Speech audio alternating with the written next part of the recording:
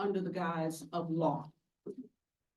So I'm going to tell you a little bit about what we're going to do, and then I'll introduce my esteemed colleagues who are going to help us to illuminate these issues. And we got a little PowerPoint to kind of show things off. But first, I want to say thank you so much to Representative Barbara Lee's office. Yes. Can you raise your hand so we can see who you are? Okay, we got our staff from Barbara Lee's office here who reserved the room for us, who supported us in bringing this message. This is the second time her office has helped us to bring this message to Washington, D.C., and we're really, really grateful for her help. Are there any other staffers from other legislative officers here? What office are you from? Congresswoman Lucy McBath, All right. And what state is that? Georgia. State of Georgia. Yes. Right, right. Yes. Yes. Any other staffers? Over here. All right. All right. Anybody else? Any other Hill staffers? All right, and we got J Mac, Repeal CAPTA, and others in the house with us today from New York, busloads from New York.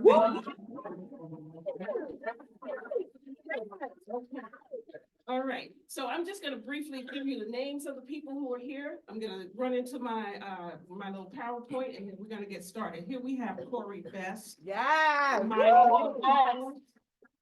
Joyce McMillan.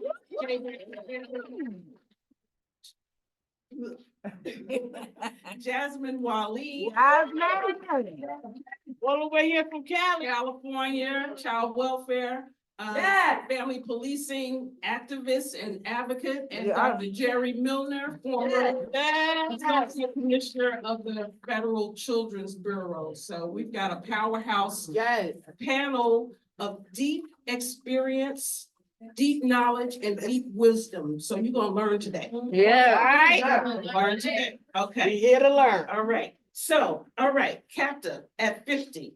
What we're trying to do is fund families, not systems, and build a world without family policing. Okay. Yes. So what y'all know about child welfare? The official line is that the child welfare system, the aims and goals are child safety, child stability, and well-being. Now there's talk about family well-being, you know, we're going to support families, et cetera, but we're still operating on the system that CAPTA, the Child Abuse Prevention and Treatment Act of 1974, set up 50 years ago. It is not set up to ensure safety, stability, and well-being. What it is set up to do is have states maintain systems that have to have at least 4 required components. They have to have a system for mandated reporting. Some states have gone well beyond that and have everybody is a mandated reporter that must report any suspicion or inkling that a child might be in danger to the local CPS or the state CPS agency. Investigation. So a report now from a school teacher or a hospital or a domestic violence survivor, service provider will trigger an investigation. These are the words that are used actually in the statute itself. Triggers an investigation. And that investigation, in some places, the CPS, Child Protective Services agents who come to investigate are trained by the local police. So the tactics that they use are criminal investigative tactics, right? They're not coming to assess whether a child needs help in terms of lack of food or housing or clothing, or whether they're coming to see if the parent has done something wrong. So it's an investigation. Then the prosecution, we call it family court or dependency court or juvenile court, but it is actually a prosecution. That is the word, the term that is used in the statute in CAPTA. Once a family is brought into court by a local prosecutor, right? You may or may not get a lawyer. at some point in time during this prosecution, but you're in court for a very long time, where now a judge and this agency and lawyers and all sorts of people become involved in your life, overseeing every intimate detail of your daily life, who you can see, who the child can see, where the child can go, who you can associate with. And you have to, at the drop of a dime, go to court, whether it makes sense or not for your schedule, right? So it upends a lot of things. And then there's treatment. That's in the name, right? Child Abuse Prevention and Treatment Act. Treatment. And why is it treatment? Treatment of child abuse and neglect. It's not any sort of medical services that are provided to the children or family, right? They have termed child abuse and neglect as a psychiatric condition, basically, right? We medicalized behaviors that someone deems to be maltreatment. And we're going to talk about what that term actually covers. So reporting, investigation, prosecution, and treatment is not a structure that leads to safety, stability, and well-being. And we're going to see that. Okay. So what you're going to see now is just a series of headlines ripped from the pages, right? And there are hundreds of these. I didn't have time, or you don't have the energy to look at, the hundreds of them that have come out talking about the dangers, the unsafe conditions that children are placed in when CPS removes them from their family, whether it's temporary or whether it's long-term. So I'll just let you all kind of see a few of recent headlines that talk about whether or not this is a system that provides safety and stability and well-being for children taken into state custody, call it foster care. We know that that is a euphemism for state custody.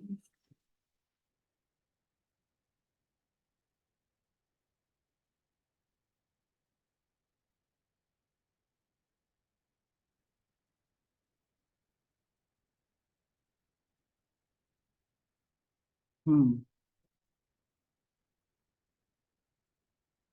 lot of people think that CPS is, just this agency that has no limits. Well, they act that way, but there actually are legal limits on their authority, but they violate those legal limits all the time, such as getting warrants to search homes and take children. And it's certainly a system that falls most heavily in impacting Black families. So just gave you a little taste of some of the problems and some of the issues that we see when the state takes control over a child and removes and isolates that child from their family. Even the federal government itself, the oversight agency, the Administration for Children and Families in the Children's Bureau, has recently strongly acknowledged the problems associated with this system. Our nation's child welfare system, instead of many other people-serving systems, is responsible for many structural barriers and racial biases that have contributed to family dysfunction, separation, and destruction under the guise of safety and well-being. You see that juxtaposition that we just looked at, right? Once families most impacted by racial disparities come to the attention of the child welfare system, and this is everybody, it's not just Black people or Indigenous people, poor white families as well who are caught into the system, they are often embarking on a seemingly continuous journey of surveillance, interruption, removal, and for many, eventual breakdown, leading to lasting adverse outcomes impacting generations. This is the federal government who is running this system, who is acknowledging that this is what we're paying for with our collective resources, our tax dollars. So, do we need to abolish Child Protective Services system? Repeal CAPTA is one of those groups that is calling for this system to be dismantled and put in its place protections and supports for families. And we know from common sense, first of all, right? But there's studies, there's research that show that economic and concrete supports are key ingredients to keep people out of child welfare, out of child protection, because it's targeted at poor people. And so they're targets for the system. So if we're providing those concrete supports up front, not after CPS has already come in and disrupted and harmed children and their families, that's a whole better use of our money. And that's what we're going to be talking about today. Shifting dollars, federal dollars, from what's called Title I of the Child Abuse Prevention and Treatment Act and Title II, which is community-based grants that go directly into communities. Okay. All right, again, keeping children at home with supportive housing is another front end use of money that can keep kids out of these systems and families out of these systems. But Georgia, where you at, Georgia? Mhm. When families need housing in Georgia, Georgia will pay for foster care rather than provide assistance to the family. It's true. And that's everywhere. And that's because of the way the funding streams are set up. You have to be in the system in order to get that big money, the billions of dollars on the other side. Right? And we're here to say those billions of dollars should be on the front side, not on the other side. That's right. Again, the effects of child poverty reductions on child protective services involvement. And research reinforces providing cash to families in poverty reduces risk of family involvement in child welfare. Yeah. So we know that in 1974, this system was enacted, CAPTA was enacted as a backlash to the crisis of child poverty that was going on at the time. Congress and President Nixon, or whoever the president was at that time, didn't want to do these things that we're now and have always known are the way to go, right? Provide direct assistance to families who are in poverty. And so instead, they turned the child poverty crisis into a crisis of parental child abuse. There was a whole bunch of, you can read articles and things that talk about all the horror stories that were told about parents tying their children up and doing all sorts of things. And that's what became the basis for CAPTA. And we didn't address child poverty. And here we are 50 years later, still talking about it. Okay, money. Follow the money. Follow the money, right? This is all, you know, the federal government data derived from the federal government or found on federal government websites or other agencies that dig into these data. So here you see this big blue piece is all the money that goes into the system after children are taken. And I'm not really good at how to say numbers like that, but that 6007, I think that's billions. Yes. That's billions. Yes, it That's is. billions. And then once they're in foster care, which is supposed to be temporary, right? The next biggest chunk of money goes to after they do what they call termination of parental rights. Legally and forever sever the legal and family bonds of children from their, not just from their parents. They call it parental rights termination, but it's from their entire lineage. And oftentimes those children are taken out of their communities, are taken into cultures that they're not familiar with. And this leads to all the outcomes that we see. This other little piece, okay, this dark blue piece is, you know, just fluff, I guess. I don't know, it's research, technical assistance, universities get that money, you know, they do research about how if we do this to the guinea pigs in the system, it's gonna happen, like, and that's even a bigger chunk than what goes to children, older and foster former youth, who've been through the system. They only get this red. And then the quote unquote prevention that everybody's talking about, that's that little lavender piece down there, the teeny tiny piece, right? And so the part that we're talking about today kind of fits in this teeny tiny piece, but not in the way that the government talks about prevention, right? We don't want it tied to, oh, you're at risk of being abused or neglected. No, you need housing, you need money, like let's give it to you right now. And that way we won't even have this whole risk conversation. All right, I'm gonna move through some of this stuff real quick. This is just another way of looking at the money, because I want to bring our people in. But I did want to tell you this part. I don't know how to go back, but I'll show you this. We talk about abuse and neglect. Abuse is, we know what abuse is. Somebody beats somebody terribly, sexually abuses a child. Neglect is much more amorphous, not really well defined, but it's mostly about poverty, lack of housing, lack of access to medical care. You know, you're not showing up to school every day with clean clothes. You know, you come to the hospital, you got a bruise or something, you know, we don't know how that happened. That's neglect. So the children who are brought into the system, the children who are investigated, 87% in the District of Columbia. I skipped over nationally, but it's around the same, 80 something, right?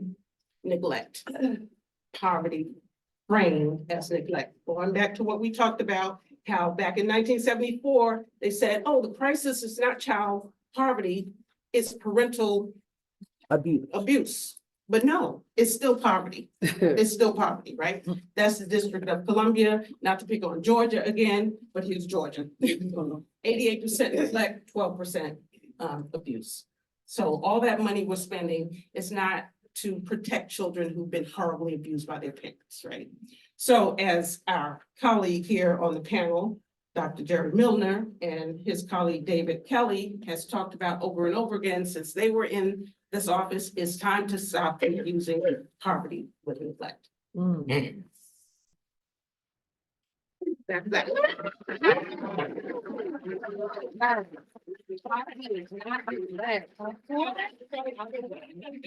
we're gonna bring in the voices of this esteemed panel to give you the nitty-gritty, the lowdown about what's really going on. So we're gonna start with this question. And before you say your piece, just tell people a little bit about you and what you're doing here. So we talked about Title I of CAPTA, where this, she wants me to use the microphone. We talked about Title I of CAPTA, right? Where the structure of CPS, Child Protective Services, is embedded, right? The reporting, investigation, prosecution, quote unquote, treatment services, et cetera. So what is that? What is happening on the ground? How are these structures and practices impacting real people? How does that happen? So I'm going to turn to Joyce, Jasmine, to give us a little bit of the nitty-gritty about what's happening and how this is actually impacting families. Want to start? All right. Well, my name is. I don't need a microphone. Yes. Yes, you need it. Okay, all right. So my name is Joyce McMillan, and I am an unapologetically Black, angry woman. Come on. I am angry because we see the outcomes and we ignore the outcomes while focusing on the nonsense that allows us to have the outcomes that this system was built to have. I'm angry because we say we are there to protect children, but based on the outcomes, the only thing we're protecting children from is success. We see it every day. Many people participate in it.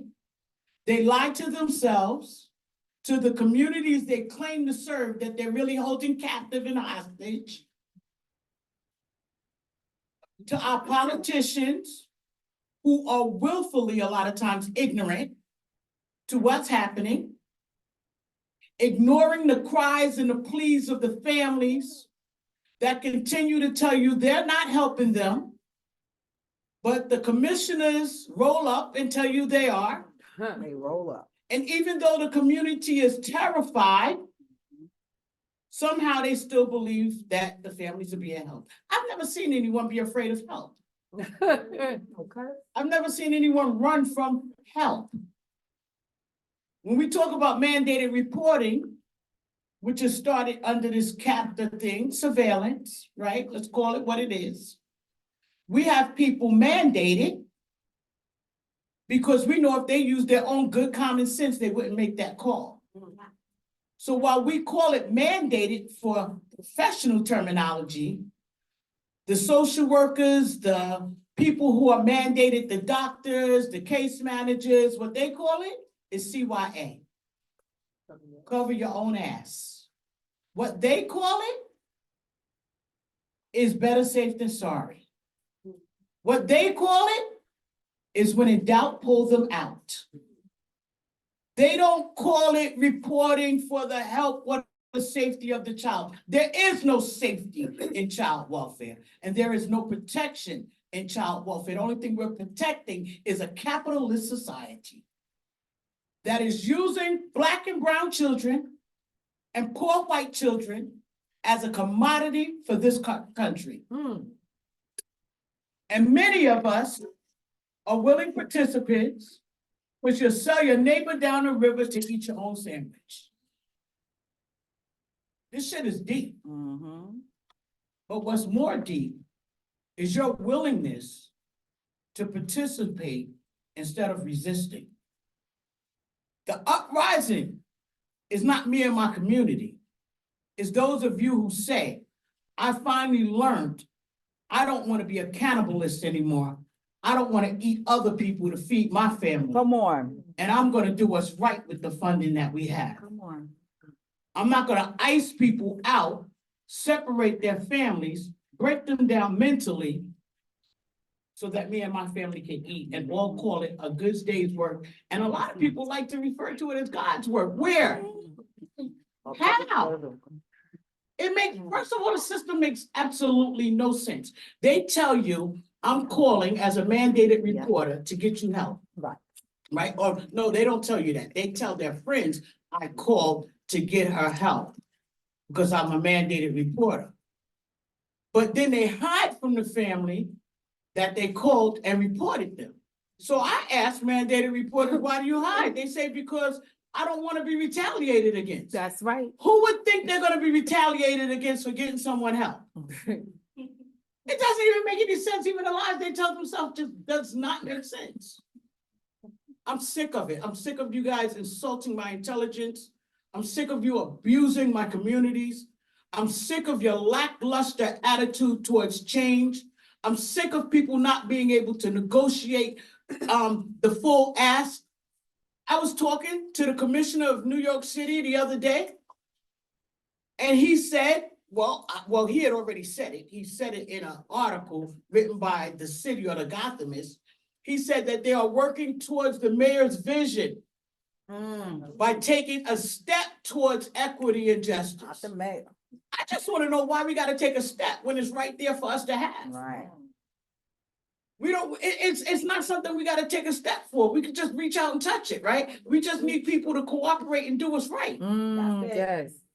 But what we hear instead of that is we're taking these small steps. We know how to negotiate our mortgage. We know how to negotiate our salaries. We know how to negotiate everything except change, right? That's because we don't really want change. So here's the other lie that people tell. And I want each of you that may say it to stop saying it. And if you got a friend saying it, tell them don't say it again.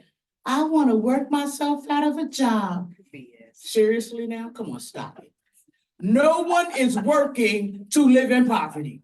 Purposefully, I don't want the job I have no more. I'm just working so I can't have work anymore, so I can end up in the situation that you're in.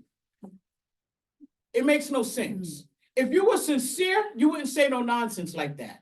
If you were sincere, what you would say is, I'm going to challenge the system and I want to do work, but I want to do good work. So what I'm going to do is work with people and help people and actually support people. And with that, I'm going to pass it to Jasmine Wiley.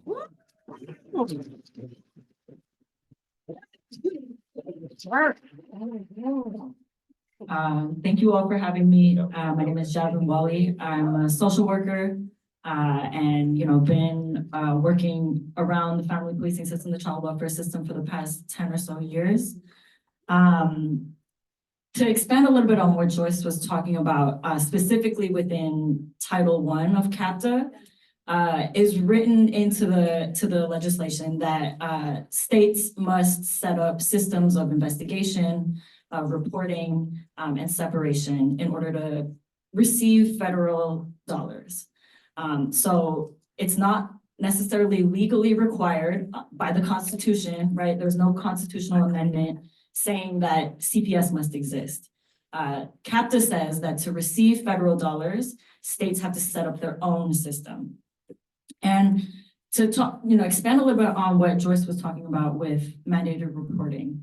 Mandated reporting is the legal requirement that doctors, social workers, teachers, and in some states, all adults must report any suspicion or vaguely defined terms of vaguely defined abuse or neglect. And to Angela's point, neglect is so often conflated with poverty, and in fact, that's written into CAPTA. The omission of shelter, the omission of food, the omission of childcare, the omission of medical care. Those are all federally defined as child neglect. And those are all symptoms of poverty, right? There is, in most states, actually in all states, no universal childcare. There is no universal healthcare. There's no universal housing, no universal basic income, right? So all of these symptoms of poverty are federally defined as neglect. And when we are training mandated reporters, or we're defining what mandated reporters are legally required to, call to a system, and to Joyce's point, informing them that if they don't call, they could be held legally responsible. We're really setting up this system of surveillance. And part of Title I includes more funding to train mandated reporters, right? That's a big thing, I think, especially as Black activists and parents who have been impacted have been talking about racial bias in reporting. A lot of the response is to increase funding in Title I for more training, right? Let's train people out of their racial biases. Let's train people out of implicit bias. That which is impossible, right? Because you never learn a racial bias, you never learn an implicit bias in a 2-hour training, but that's the response to, that's the federal response to training people out of racism. And in some states, like I mentioned, states have even expanded mandated reporting. So since 1974, in the past 50 years, through amendments and through different state laws, the list of mandated reporters has only grown. Prior to 1974, the mandate to report was specifically for doctors who were examining x-rays, looking for severe physical abuse that was rising to the level of hospitalization. And since 1974, for the past 50 years, we've only expanded the scope of mandated reporting. We've only expanded the list of professionals who are required to report. And, in some states, this is all adults. I think the last thing I'll end on is, like I said, every year, every time CAPTA has been amended, it has expanded who is reportable. It has expanded what is reportable. It has expanded the surveillance in hospitals for people who use substances. It has expanded, the collaborations between domestic violence agencies and child protective services. I think, in fact, in 2003 or 2010, the amendment really encouraged what they call collaboration between domestic violence service providers and child protective services, which has only led to this massive amount of criminalization for survivors who seek help, right? So if a survivor, shows up at an agency or calls a hotline for support with domestic violence, they're often met with a CPS or Child Protective Service report. This is even come to the attention of the White House, whose Gender Policy Council in May released a report examining, the state of gender policy in the US. And one of the recommendations is to re-examine mandated reporting laws and their impacts on survivors, especially survivors of color. And when we look at, the history of mandated reporting, which starts in 1974 federally with CAPTA, and we're having the White House call for the re-examination of this policy, it's really clear that it's time to be, examining the root of this cause, which is CAPTA. And I'm So guys, yeah, so as you've heard, and there's so much more that this system inflicts on families that, of course, we can't go into everything, right? We're just talking sort of at the front door, which is where the funnel starts of bringing so many families into the system and then sifting, and at the same time, just leaving a trail of devastation to the point where many children are reported on, there's an investigation, then nothing happens except the investigation itself, which is very traumatic. People come into your home, look through your cabinets, take your children into another room, take their clothes off to see if there's any marks or bruises, make you sign HIPAA forms to release all of your medical and other types of information. So there's a lot that goes on, even in an investigation, even if a child isn't taken. If a child is then taken, you saw some of the horror stories, right? And this is common. It's every day, right? And so, we want to just make sure that you understand that these things are not benevolent. They're not helpful, and they're not useful. And as Jasmine pointed out as well, re-examination of all of these parts of the system is starting to take place on the state level, on the local level, even at the international level. Joyce and I had an opportunity to go to Geneva, Switzerland last year to speak to the United Nations. We've also spoken to several different United Nations bodies who have issued demands that the federal government look at laws like CAPTA and seek to amend or repeal these laws because of the devastating impact on children of color, particularly Black children and Indigenous children, right? So the UN, the United Nations, has even President Biden also has issued acknowledgements of this problem. So we're gonna talk a little bit now. We're gonna turn to Corey, right? To talk a little bit about how we should start thinking about going forward. Okay, this is where we are now. We don't want to stay in this mess. We got to get out of this morass, right? So Corey's going to take us through a thought process to kind of open our minds, our critical thinking, our perspectives about where we go from here. And then Jerry is going to tell us a little bit more about the specifics of how we can do that by moving money from Title I into Title II. And putting some millions in there, if not billions, like we put into all these other harmful places. So Corey. Thank you. So Corey Best, and I won't say much about myself, but that the vision is already clear, and that vision is freedom. And I don't know if I'm able to really go forward without understanding the context in which we find ourselves today.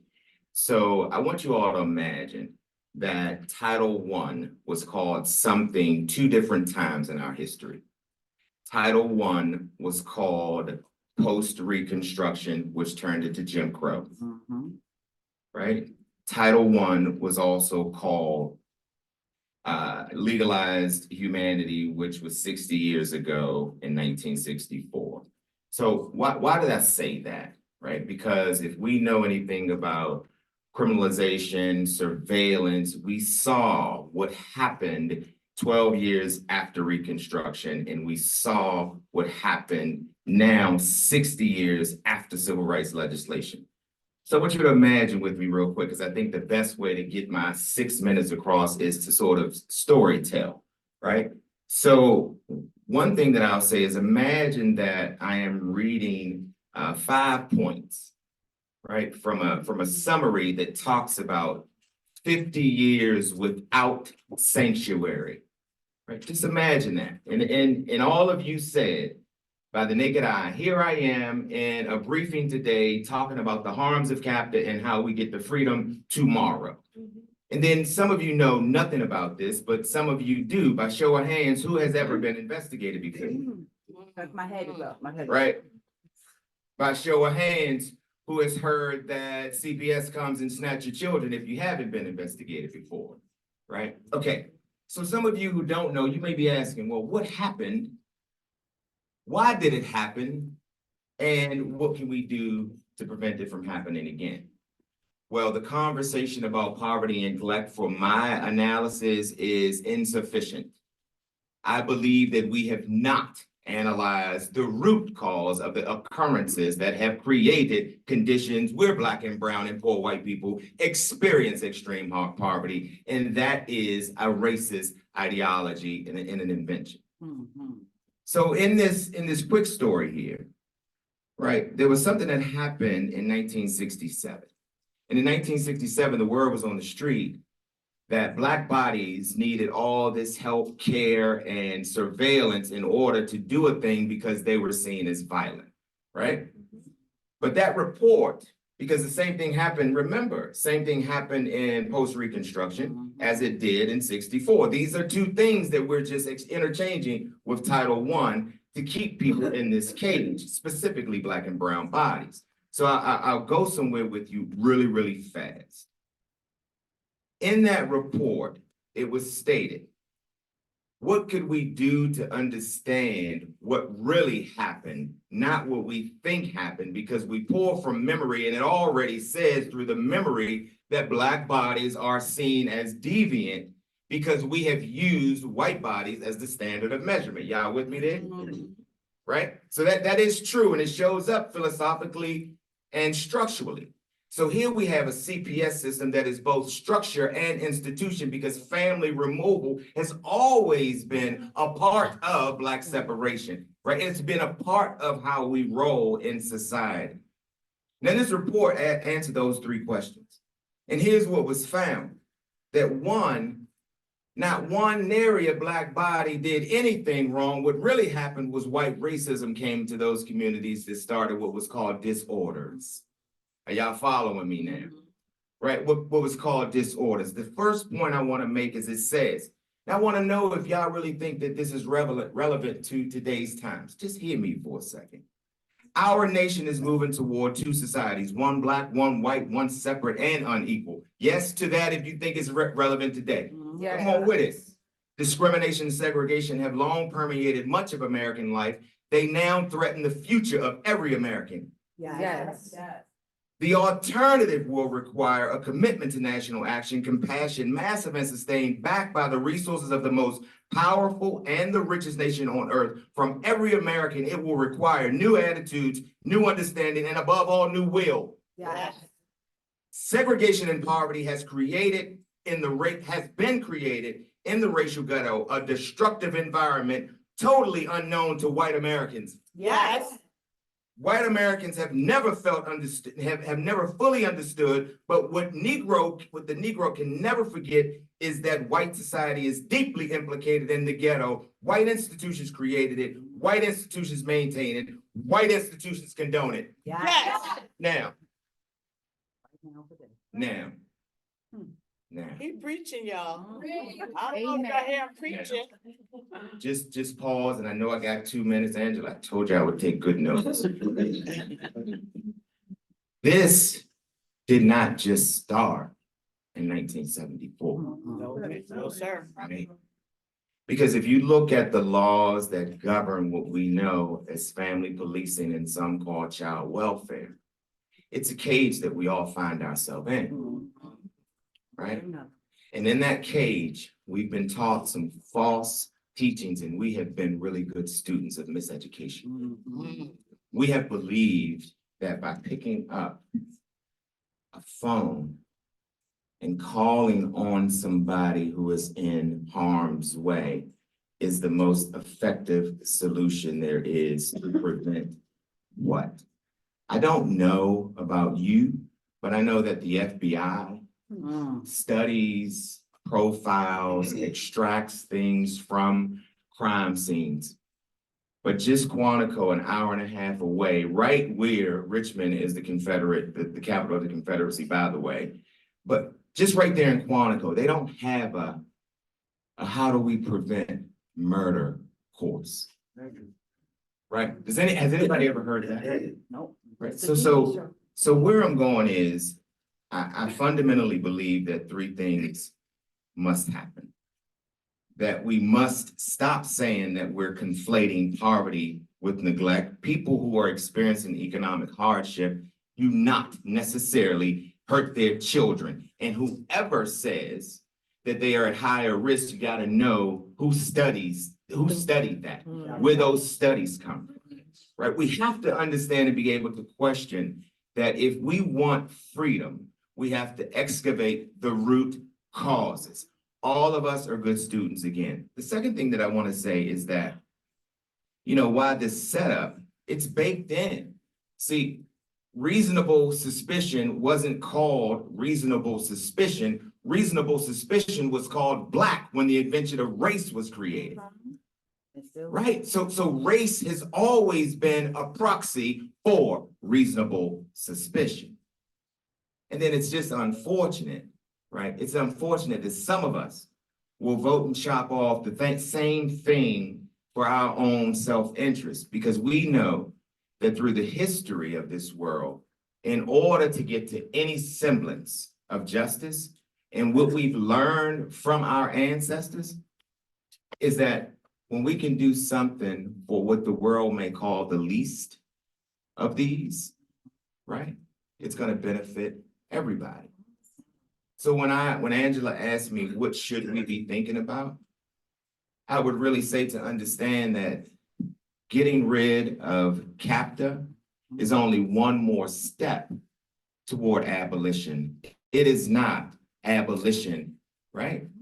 And the other thing is that I just leave us with this. To always remember that once upon a time, the enslavers said that enslavement was beneficial for the best interest of the slave. And if we think we needed government home invasions to keep us safe, we must think again. And the last thing I'll say, Angela, is that sometimes those of us who are in this room, we don't realize how much power we really have. Stop giving your power away. Come on. One thing, and really know exactly what you're saying yes to, because if you're saying yes to no more CAPTA, you're gonna have to sacrifice some things to ensure that you actually see no more. That's right. That's right. Wow. I just want to say, instead of dropping this mic, Corey should have took it and threw it against the wall and just bust it out. You did that, sir. Listen, Church. soldiers don't learn today. Gonna learn that. Yeah. So, Amen. what we have done at this point is to really raise your awareness, maybe shift your frame of reference a little bit, maybe broaden your perspective beyond. And I'm talking also to the staffers here to take back to your members, right? What you heard here today is probably not what they're used to hearing about CAPTA, what they're used to hearing about CPS, what they're used to hearing about child welfare. This is a completely different perspective, one that is growing in power because it's based in truth, right? What you've been hearing is not the truth. Gag orders. Come on, but we ain't even scratched the surface of really the terror that is happening in communities over generations. Families caught up over generations. My child, I don't have any children, but I'm just using that as terminology. My child was taken from me. That child grows up, has a child, that child's child is taken from them. It's generational, it goes on and on. We didn't tell you a lot of statistics, but research has shown that by the time a Black child, let me say it right, 53%, over half of Black children in America will experience a CPS investigation before they turn, at least one, before they turn 18. Over half Black children, about a third of all children, but over half of Black children in this country will be affected by the family police. Horrible. Ooh, That's just disgusting. terrible. And we only 13% 53%. of the population. Exactly. So Let's what think we're about it. talking here today is just a little drop in the bucket. You know, we just come in and say, stop spending money, and it's not even a whole lot of money in CAPTA, right, that we've been talking about in Title I.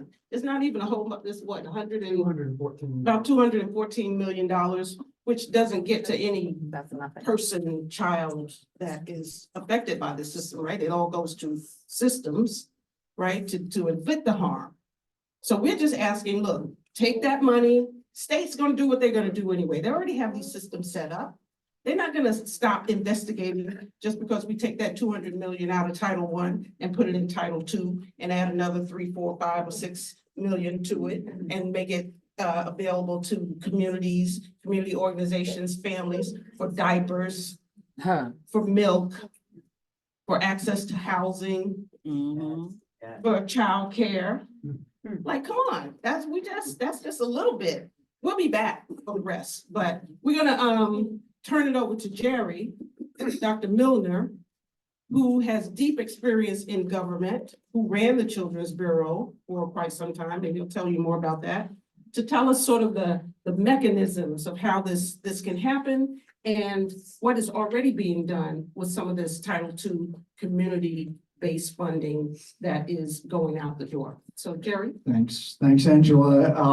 I don't talk very loud unless I get really angry, and I may hear it in a minute, but hope you can hear me. I feel incredibly inadequate to come in after these folks who are so better able than I am to express what needs to be done here. I am Jerry Milner. My colleague here, David Kelly, and I, for about 4 years, we're the leadership team for the Children's Bureau, which is the federal agency that actually administers the CAPTA program.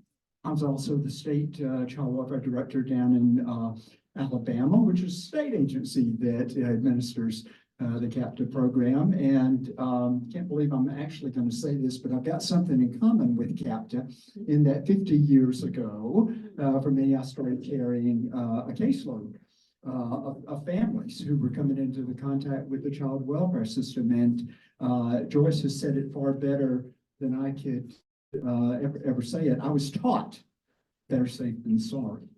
I was taught when in doubt, pull them out. And it's taken me a lot of years to figure out the fallacy of that, the destruction and the harm that's caused when that is our orientation, and that's the way the system is set up to operate. Any idea how many kids in our country get investigated for child abuse and neglect every year? Just A lot. 7 million. I think 50,000. 7 million reports of child abuse and neglect, suspected child abuse and neglect, come into our nation's hotlines every single year. Guess how many of those 7 million kids are actually determined to have been harmed? About an eighth. Yeah, I'm not going to test your math. It's a rhetorical question. Less than 600,000, less than 10%. I'm here to tell you that other 6.5 million kids do not need to be investigated. Drop the news through data. Go ahead now.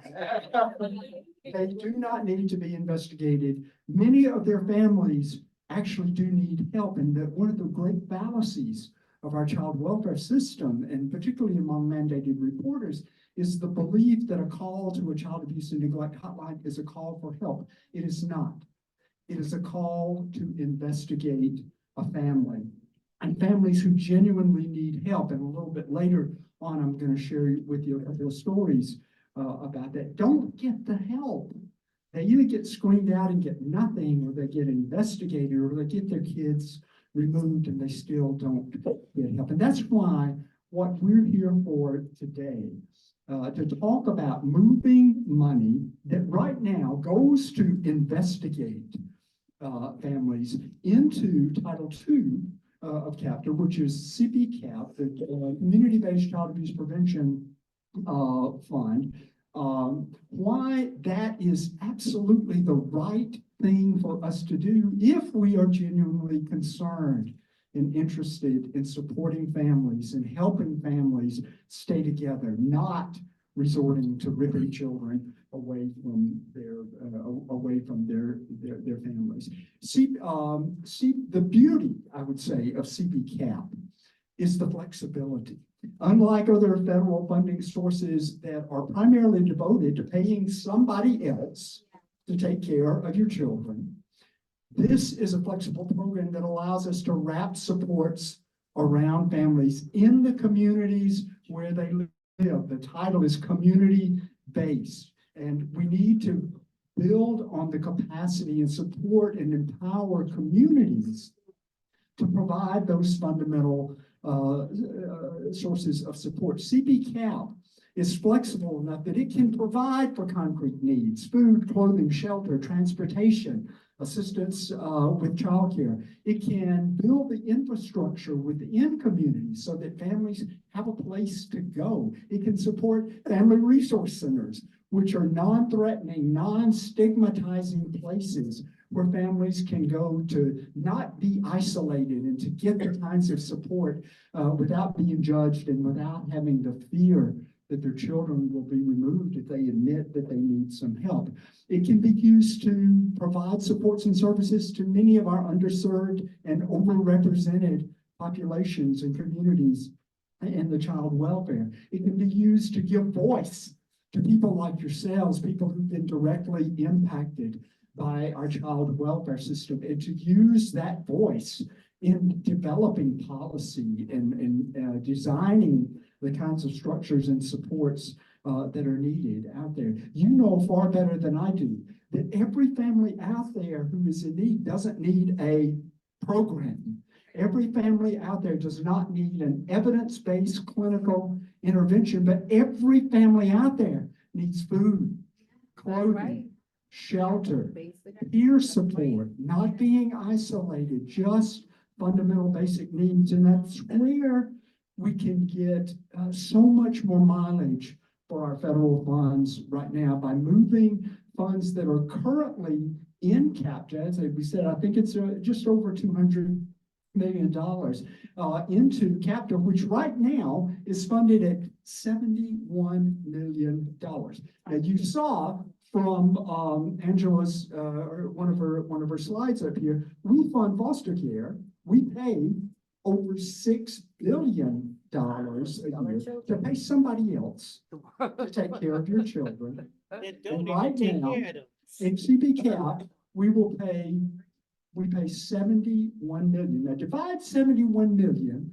by about 56 jurisdictions. That's 50, I think last count I knew we had 50 states. The District of Columbia and a few territories out there. Some states out there get less than $200,000 for the whole state to provide these kind of fundamental supports. But I want to tell you, it is horrible. It's disgraceful that we do that. But there are places out there that are making a difference and that are showing us that this is absolutely the right thing to do. I'm going to share just a few. David and I do a lot of work out in Nebraska. Not with the public agency, the agency that has the ability to remove children from their home, but for the Nebraska Foundation for Children and Families, which is a community-based nonprofit that gets the CAPTA funds. It's one of, I think about 9 states in the country where the money does not go to the Public Child Protection Agency. It goes to a community agency. And they've used those CPCAP dollars and some other dollars, to be fair, to fund 23 community-based collaboratives across the whole state. And it's having the effect of reducing the number of reports that's coming into child welfare agency hotlines, reducing the number of kids coming into the foster care, because it provides a genuine way for families to actually get support and help without fear, without the threat or without the stigma that comes from going and getting involved in the child welfare agency. Angela showed a slide about the Chapin Hall study that showed the power of just investing in concrete needs. of families and keeping those families away from the child welfare system. Texas has also used some of its CB-CAP funds to fund a study that demonstrates that providing concrete services can have just that effect. Wyoming is a state that's used, and it's one of those states that gets less than 200,000. I think they get $175,000 a year, and they use some of that money to do a public awareness campaign and convey the message that it's okay to ask for help. It's okay to get supports. It's not a sign of weakness. In fact, it's a sign of strength Yes. to Yes, be sir. able to say, guess what? I'm human and I need some help here. My former home state, hasn't been my home state for a long time, Alabama, also is one of the states where the CB-CAP funds go to something called the Children's Trust Fund. They use those funds to support family resource centers. I've visited those family resource centers and I've seen firsthand the impact they have on strengthening an entire community. We're also working, I don't want to just give a litany of states, but a couple of other states, Missouri, where the Missouri Coalition for Children, not the public child welfare agency, Flint, Michigan, where a private agency are working without captive funds, without CB-CAP funds, to implement community-based supports that any family out there might be expecting to need and benefit over the course of time. If we moved those other $200 million in the CAPTA over to CB-CAP, imagine the kind of impact that we could have on just helping families to meet basic needs without all that goes with coming into contact with the child welfare system. I'll just finish up a minute by saying, what we're talking about today should not be viewed as some kind of radical kind of situation. It's basic common sense. It should not be divisive, and by God, it should not be a political issue out here. We're asking to move money that right now goes into investigating families, and states will still have money to investigate families. Don't think that they won't. Some states even use TANF dollars to investigate families, which I think is a travesty, but they're not going to lose their power to investigate families. What we don't realize is that if we put money in family support, how many fewer investigations will ever be needed or will ever be put before us. Remember, 7 million kids get reported every year. 600,000 have actually been harmed. We could do so much more with the money that we put into those 6.5 million children's investigations every year. I would say to you that that is simply the right thing for us to do. Absolutely. Before our staffers leave, I just want to give everybody a minute to just let some of this sink in. Let it sink in, right? Like, we're spending, and the $6 billion that we mentioned, that's just the federal contribution.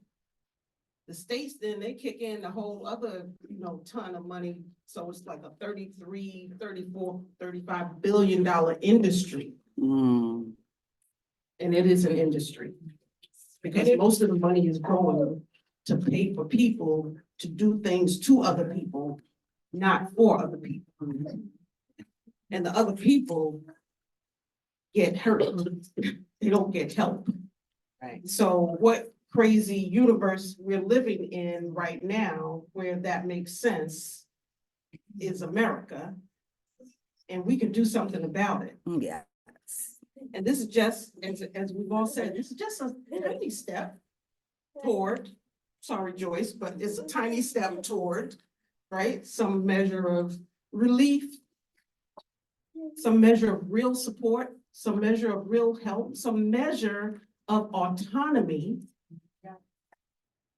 and agency, Some measure towards truth. truth, justice, all of that, right? Like, we're here, what you heard today we didn't make it up, clearly, right? Like, we brought the receipts.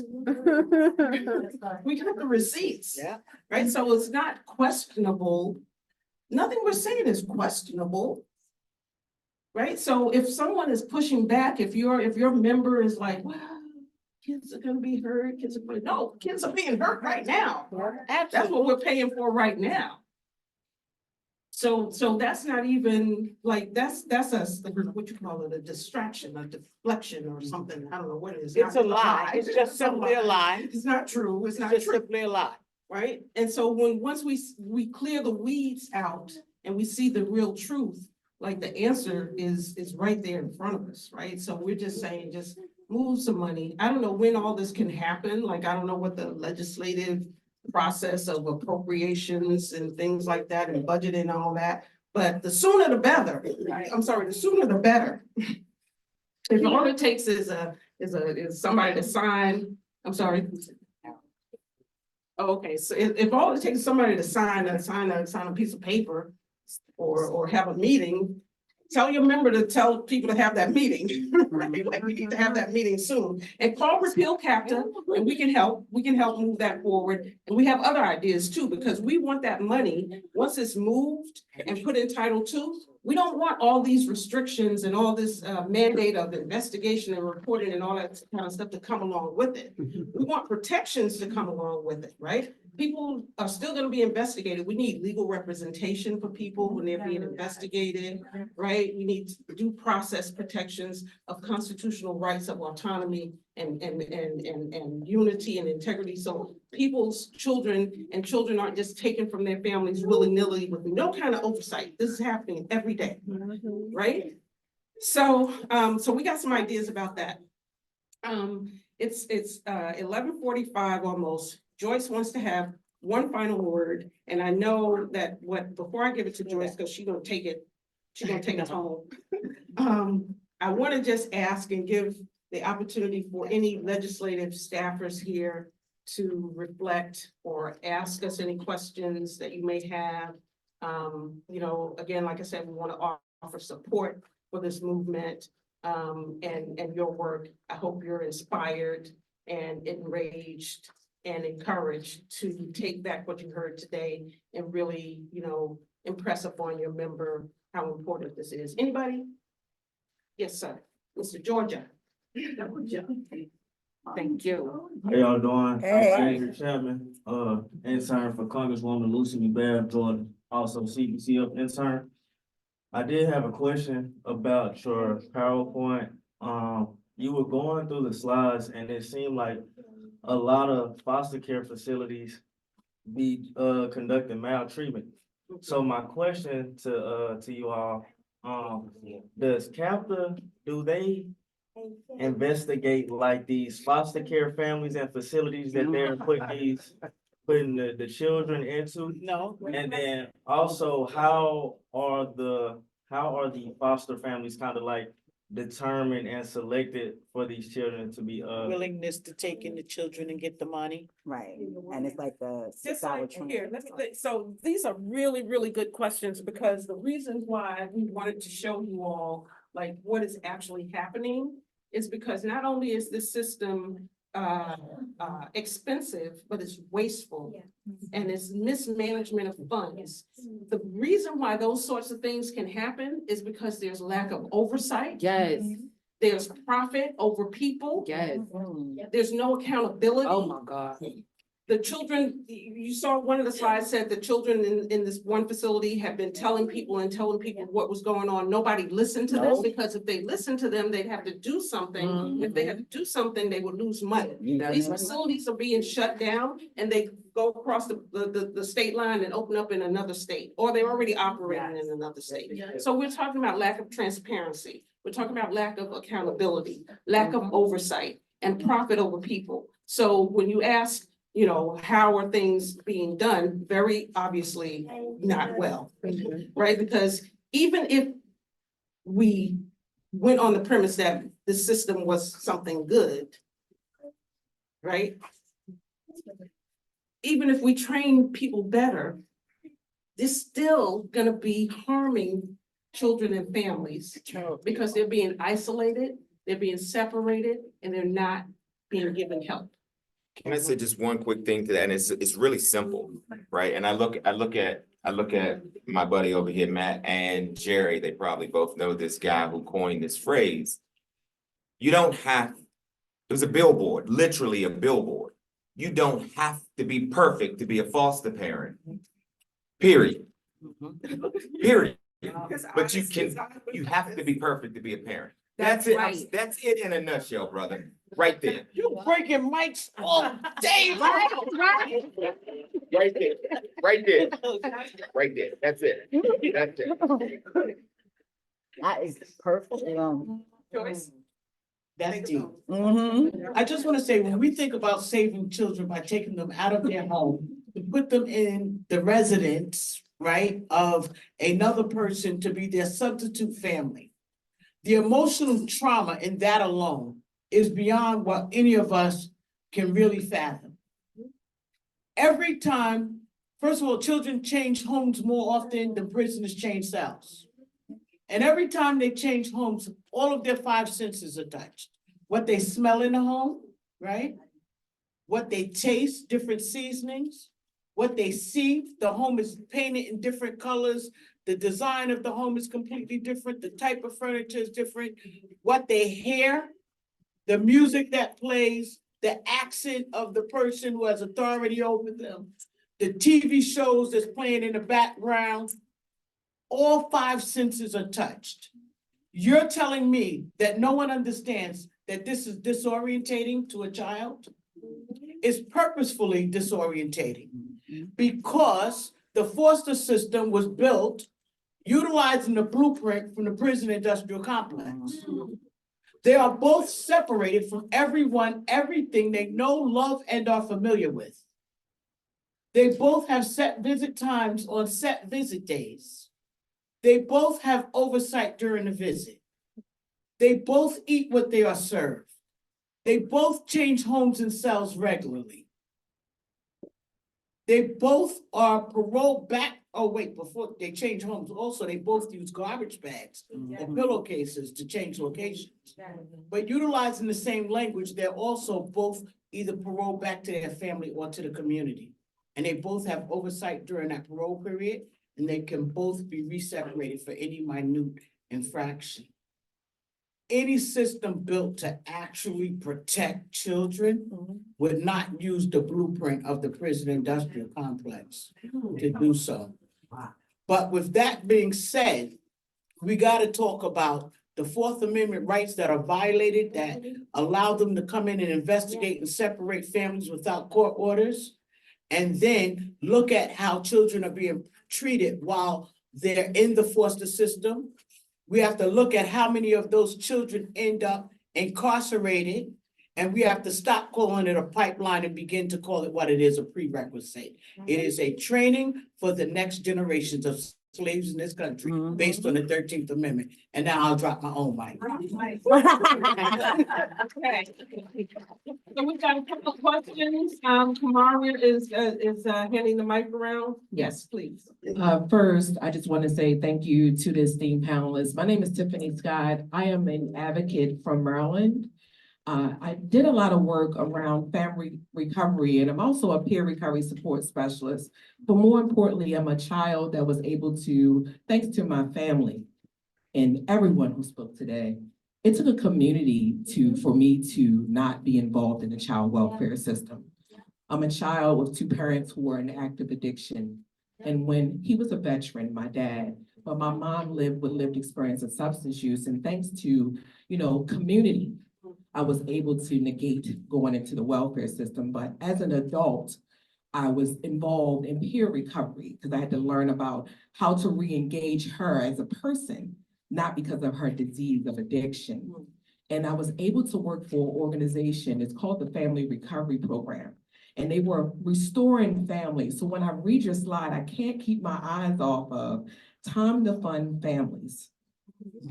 I cannot come away from that because the program is an excellent program, but the families are truly who need that support. It's the only program that we have in Baltimore City that allows housing is one of the biggest disparities when we talk about neglect. So she organized and created a housing building to put those families in there. But when it's time to walk away with those children, it's time to fund families. How do we restore them? You already penalized them. I served as a re-engagement specialist in the housing that you're talking about, walking into, seeing what they consider neglect. That's just a cultural thing that happens. How can you judge neglect? Right. You know, so I'm very honored to be here, very interested in learning how to become more involved. And I appreciate each and every, the statistics, the realists, the taking us back into history. I feel that. So I stand here and not only as a representation of myself, but also the ancestors that came behind me. And with that, I say thank you. Yes, thank you.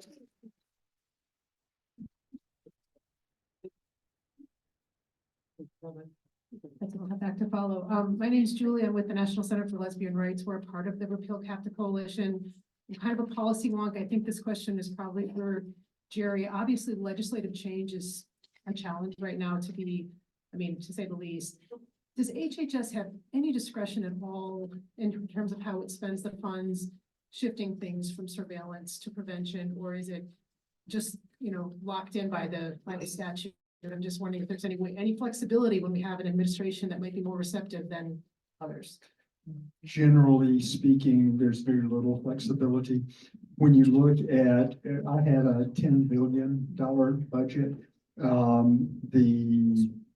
Probably at that time, about 8 billion, maybe even 9 billion of that was specifically earmarked to pay for the cost of foster care and the cost of adoption, and there was no flexibility around that at all. The most flexible pot of money is this little bitty $71 million that we have, and that's why we have advocated so strongly that we put as much money into that flexible pot of money as we possibly can. And also, and this is the feds don't actually have this kind of flexibility, but governors do, to designate who gets that money. I personally don't believe it should go to the same agency that has the power to remove kids from their families. It should go to community-based organizations. For 4 years, David and I walked these halls and testified about why we need to take the biggest pot of money we have, Title IV-E, that 8 or 9 billion that goes to Washington, and make it a flexible pot of money so that we could get family support out of that. We did not make headway on that. We got it into a budget proposal 3 years in a row, which was basically dead on arrival. So it is a very hard road to trot here to try to get to that flexibility. But this is one place, even if we put every bit of money that's in CAPTA right now into Title II, CB-CAP, it would still be the smallest pot of money that we have out there to support families, but it would be a lot more than we have. And to the point about, offices outside of the office tasked with investigating families, for example, in Washington State, up until the mid 2010s, the Office of Early Learning was tasked with distributing this CB-CAP funding. And so, currently in most states, for example, in New York State, the Office of Children and Family is tasked with distributing CB-CAP funding. They're also tasked with investigating family, right? So there's a discrepancy and an importance of state advocacy and federal advocacy to keep the office who's, distributing this funding separate. Yeah, and that's one of the recommendations that the Repeal CAPTA group is making, along with moving the funding. We're also very, very strongly saying that the state office that oversees the CPS, the Child Protective Services, should be removed from the list of agencies, of lead agencies that would get that Title II funding. Yes. Oh, I'm sorry, there's one there, and then we'll have one here, and I think we're gonna be kicked out of the room soon, so. My name is Dr. Jana Weiss. And I'm proud to be here with Jana, and I am an impacted mother. I'm an indicated mother. So I would like to speak to the 600,000 or so that have been the children who don't come home, who have been taken due to spurious claims of neglect. And I would say that if we want to abolish the entire system, we have to open up that can of worms and not forget about those children. And we need to take a look at what the courts are doing. It's not enough to look at the CPS and address that. And also I would like to say that children with disabilities are taken. And children with disabilities, the disability is being used as a reason to remove the children from the home. And that is not a fault of any parent. Thank you. Couldn't agree with you more. I agree with you. I had a question for someone from Repeal CAPTA, so that can be either Angela or you, Joyce. I wanted to know, how are you all engaging the legislation, especially during this election year, the candidates? Because as we know, our vice president is a woman of color, and she's also a mother. And this subject is never brought to the stage. We have to now bring this to the stage. And I am so for how can we get this to that stage for both parties that are running, for Republicans and the Democrats, to make this a question on the stages in which they hold their debates. So how can we get this, and how can we get that conversation with the current vice president to bring some attention? Because if the Democrats want to stay in office, they need to do something, especially about what we are talking about today. So how can we put that pressure on this election year? I really don't know, right? Like, honestly, I just don't know. I think that. We here, we're doing Yeah, our I bit mean- to bring the attention to a broader audience. We got legislative staffers here. Anybody who knows Kamala, give me her number. Yes. My number. Seriously? Whatever it is. We're moving and shaking as best we can. That is an excellent suggestion. And like I said, Kamala, you know where to find me. That's right. Well, hold on, but since this is being recorded, I just want to tell the truth. All skin folk ain't kinfolk. You better say it out. Come on. Right? I'm not gonna sit here and lie because the white people are in the room with us. They lie, and there's some black people that lie too. Kamala Harris, I'm sure, is one of them. Right? I just have to say this because I'm just annoyed with the black elected officials that act like they ain't come from the communities That's right. where they came Speak from. on it. In New York City, where I'm from, we got a black mayor. That's right. We got a black attorney general. We got a black speaker. Black senator. We got a black senator, a black congressman, a black, yeah, that's what I said. Tish James, attorney general. Like, we got not just black people who are elected, but we got people who are elected that are black, that are in high positions of power. But when we want to align with the capitalist society, we forget about where we come from and are blind to where we are going. They will burn in hell for that bullshit.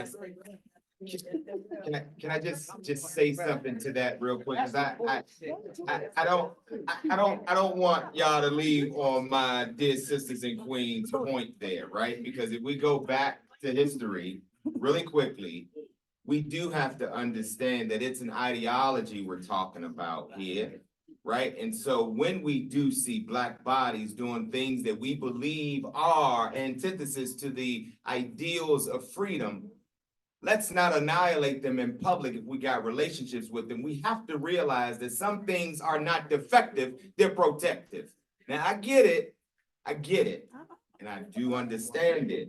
But I think that we have to understand, if we are talking about excavating a root here, what has made it so tempting for us in non-white body to accept the invitation into that ideology, right, without actually annihilating them for doing harmful things. And I get what we're saying here, but this is also a part of the tactics so that we can Thank you. That's all I wanted to say. Okay, well, I think we have room for one more. on me, I'm gonna stand up, because so everybody can see me. So first of all, to your question, are we engaging with the Democratic nominees that will be running for president? Yes, we are.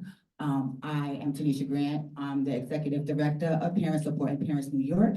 And my community-based organization is part of a national alliance of grassroots organizations called Journey for Justice. Right after I leave here, I will be going to the Triangle to have a press conference with our Congressman Jamal Bowman to introduce our resolution, our quality of life resolution that communities across the nation wrote together, that we will be taking to have the first ever racial justice forum at the DNC in Chicago, and JMAC for Families will be with us. So I just wanted to let you know that. So I have, as my brother Corey says, righteous rage. I am that child that all of you are talking about.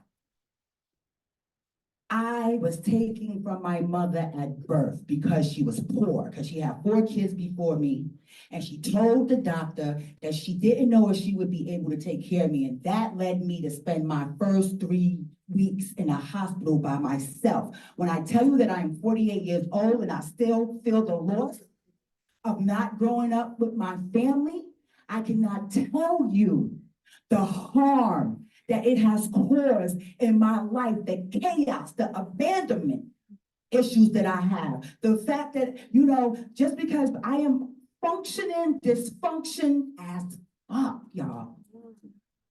I need to let y'all know how it affects us children. This law went into effect 4 years before I came into this world. And what has changed? The only thing that has changed is that they are doing it to more Black babies. When you literally build a career on your lived experience and trauma, that is what has been taken from me. So my question is, what are we gonna do to repair the harm? The children like me that went through this life half, with only half, because you're not whole. You're not home when you're ripped away from your heritage, when you don't get to sit at your mother's feet, your grandmother's feet, get that oral history, when you feel uncomfortable in a room with family because you don't fit in. Because some people went in the back room and said they was gonna harm generations of kids. How do we hold them people accountable? It's nice when the people in the system realize after years that they have caused great harm to children. So yeah, I appreciate you changing your narrative and telling the truth. But what are you doing to look back and restore those children and those parents that you have harmed for years and years and years and years? That has to be a part of the conversation, or we're not doing our job.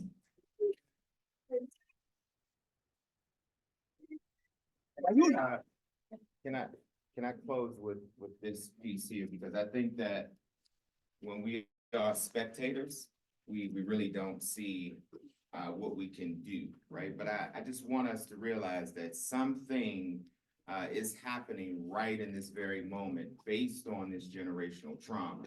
So when I see somebody that needs a little help, I can no longer not do just a little bit that I can do right in the moment just to say, my brother, I fucking love you. Right. And so I just want to make sure that we give people like this who are experiencing the impacts of these designs, reach out and touch somebody sometime. Sometimes it's all it takes. We can't repair all the things that have happened, but if we really, really care, if we say we care about the quote unquote other, then we have to start to demonstrate that we care about people and that there is no one body who is more deserving of fucking love than anybody else. That is just period. And I love policy talks, but until policies indicate that all bodies are human, policies are worth nothing.